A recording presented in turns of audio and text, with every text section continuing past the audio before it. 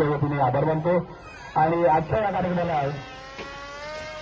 सुंदर असं सुखू थर्टी जोरदार टाळ्या होते.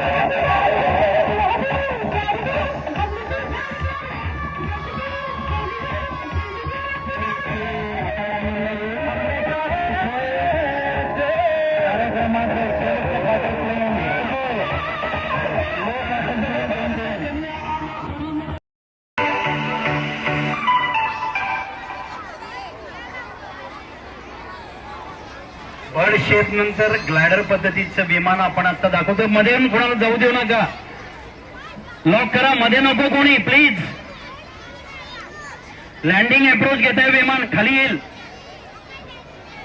ओके, अजून डाऊन होईल ते, अजून खाली वेग येतोय त्याला पण. Okay okay okay okay. आपल्याला ऑलमोस्ट विमानाला कंट्रोल करताना ही आत्ता जी विमान आपण दाखवतोय ना, ही आझाद मैदान, दापोली आझाद मैदान एवढं ग्राउंड लागतं या विमानाला उडण्यासाठी.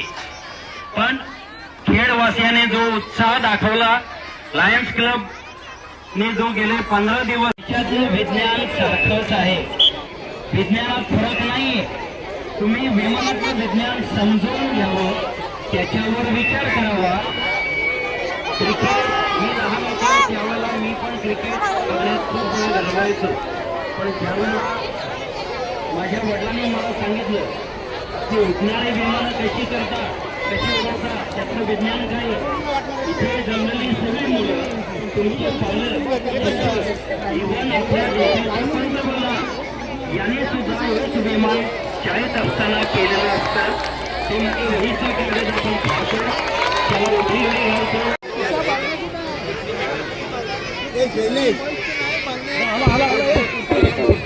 हॅलो हॅलो, एक मिनिट लक्ष द्या. जरी लाईट मध्ये गेले इकडचे मुलं, एक काम करा, ज्या शिक्षण संस्थांचे शिक्षक आपापल्या विद्यार्थ्यांना गप्प बसायला लावा, शांत बसायला लावा. शो लगेच सुरू करतोय आम्ही. पण हा शो काय आहे हे मी फक्त 2 मिनिटं आधी बोलणार आहे. एकदा विमानं उडायला लागली की विमानं आणि तुम्ही या गुलाबी तीन गणवेशाच्या पुढे जे मोठे मान्यवर आहेत, मोठी माणसं आहेत, ऐकायला येतंय का? मागे वा सगळे कोपऱ्यातले सगळे लोक. तिकडे लायन्स क्लबची 2 गण आपल्याला आहेत. गुलाबी गणवेशातले जे विद्यार्थिनी आहेत त्याच्या पुढचा